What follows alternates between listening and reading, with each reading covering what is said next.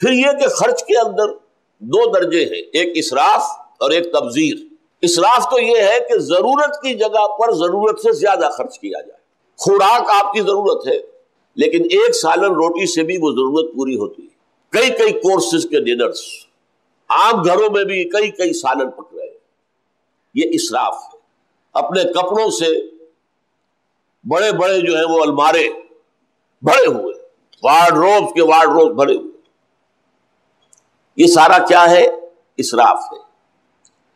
ایک چھت تو ضروری ہے اپنے اوپر ہونا، لیکن ایکڑوں میں پھیلے ہوئے محل، یہ اسراف ہے۔ اسراف سے بڑھ کر تبذیر ہے، اسراف سے بھی منع کیا گیا ہے، لیکن اس سے آگے بڑھ کر تبذیر، ان المبذرین کانوا اخوان الشیاطین، اتنا سخت لفظ۔ مبذرین تو شیطانوں کے بھائی ہیں۔ مبذر کہتے ہیں اس کو کہ جو بلا ضرورت اپنے دولت کے اظہار کے لیے پیسہ خرچ کر رہا، بلا ضرورت دولت کا اظہار مطلوب ہے، شان و شوکت کا اظہار مطلوب ہے۔ بچی کی شادی ہے تو پوری کوٹھی جو ہے جگمگا رہی ہے بجلی کے قمقموں سے،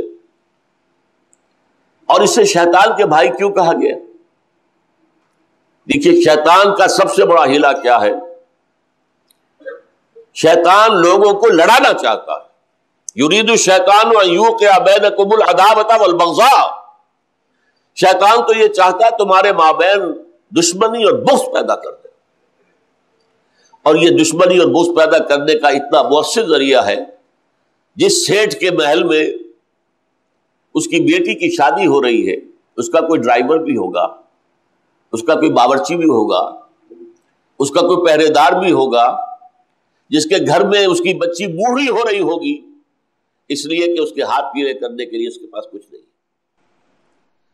وہ جب دیکھے گا یہ اسراف اور یہ تبذیر اور یہ دولت پانی کی طرح بہتی ہوئی، اس کے دل کی کیفیات کیا ہوگی؟ کیا اسے موقع ملے گا تو وہ سیٹھ کا پیٹ نہیں پھاڑے گا؟ فطری نتیجہ ہے، دشمنی پیدا ہوگی، بغض پیدا ہوگا، یہ احساس پیدا ہو جائے گا ہیوز اور ہیو ناٹس کا، جس کی بنیاد پر کہ دنیا کے اندر کمیونزم کی تحریک اٹھی اور اب پھر اٹھے گی دوبارہ۔ اگر اسلام میدان میں نہ آیا تو کیپٹلزم جو گلوبلائزیشن کی شکل اختیار کر رہا ہے، اسی سطح پر کوئی جوابی رد عمل پیدا ہوگا۔ بہرحال ایسے لوگوں کے اندر ایک ہوک سی اٹھتی ہے کہ یہ کیا ہو رہا ہے۔ مسجدوں میں ہم واعظ سنتے ہیں کل مومن اخوۃ، تمام مسلمان تو آپس میں بھائی بھائی ہے، کیا میں اور یہ بھائی ہیں آپس میں؟ یہ جو اسر اور اغلال ہے، جیسا کہ میں ابھی عرض کر رہا تھا، امیروں کے لیے خاص طور پر نو دولتی امیر جو ہیں، ان کے لیے تو یہ اپنی دولت کے اظہار کا موقع ہے۔ غریبوں کے لیے خاص طور پر جو سفید پوش غریب ہے، لوور مڈل کلاس کا، اس کے لیے یہ اتنا بڑا بوجھ بن گیا ہے، اس لیے کہ جتنے کھانے آپ نے کھول دیے ہیں، کھانا پوری اسے بھی کرنی پڑتی ہے۔ وہ سوچتا ہے میری بچی کیا کہے گی؟ یہ قریب میں شادی ہوئی تھی اور کوٹھی جو ہے بقعہ نور بنی ہوئی تھی، میرا باپ کیا دو جھالریں بھی لا کر نہیں لٹکا سکتا؟ جو کچھ ہو رہا ہے کسی نہ کسی درجے میں انہیں کھانا پوری کرنی پڑتی ہے، اور جو بوجھ ان پر پھر پڑتا ہے اس کا آپ تصور نہیں کر سکتے۔ جس شخص کے ہاں 3-4 بیٹیاں ہو جائے، اس کی راتوں کی نیند حرام ہو جاتی، کیسے ان کے ہاتھ پیلے کروں گا؟ کہاں سے لاؤں گا؟ ڈاکہ ماروں گا؟ کیا کروں گا؟ کہاں سے کروں گا؟ یہ ہے اسر اور اغلال، جو خاص طور پر اس معاملے میں آج ہمارے معاشرے کے اندر ایک ناسور بن گیا ہے۔ اس کے ضمن میں اصلاح کا معاملہ بہت عرصے سے سوچا جا رہا تھا، بلکہ میں نے سب سے پہلے یہ چیز کراچی میں دیکھی تھی کہ مسجدوں میں نکاح کا سلسلہ شروع کیا گیا، لیکن پھر بعد میں مجھے معلوم ہوا یہ تو ہیرا پھیری ہے، نکاح مسجد میں اور دعوت پر انٹرکانٹیننٹل ہو رہی ہے کسی جا کر کسی ہوٹل کے اندر، تو الٹی مصیبت ہو گئی کہ رشتہ دار پہلے جائے جامعہ بن نوریہ اور وہاں جا کے نکاح میں شریک ہو، اور پھر جائے کسی اور ہوٹل کے اندر وہاں شریک ہو، تو یہ تو ایک مصیبت دگنی ہو گئی بجائے اس کے کہ اس سے کوئی بدن کم ہوا. بہرحال میں جب 1965 میں منتقل ہوا لاہور، اور اس وقت سے میں نے اپنی بنیاد پر ایک تحریک کا آغاز کیا.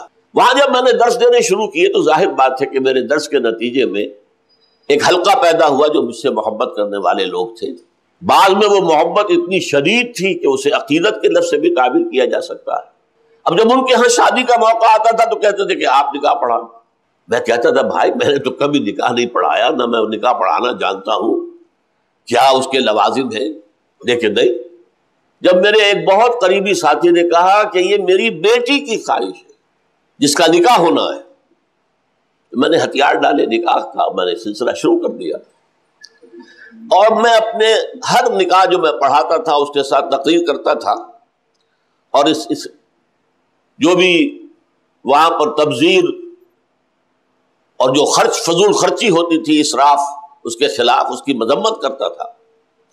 لوگ سن لیتے تھے، رسومات کی مذمت کرتا تھا، لوگ سن لیتے تھے، گردن جھکا لیتے تھے، لیکن پرنالہ وہی کا وہی رہتا تھا. اگلی شادی ہوگی تو ہوگا وہی، کیا کریں عورتیں نہیں مانتی. گھروں میں راج عورتوں کا ہے، خواتین کا ہے. پھر میں نے طے کیا 1973 کے اندر اب میں کسی محفل نکاح میں شریک نہیں ہوں گا جو مسجد میں نہ ہو. آج تک قائم ہوں اس پر، 31 برس بیت چکے ہیں. پھر مسجد میں میں نکاح پڑھاتا تھا، لوگ جا کر پھر دعوت دے دیتے تھے. میں نے کہا میں کوئی ایسا نکاح نہیں پڑھا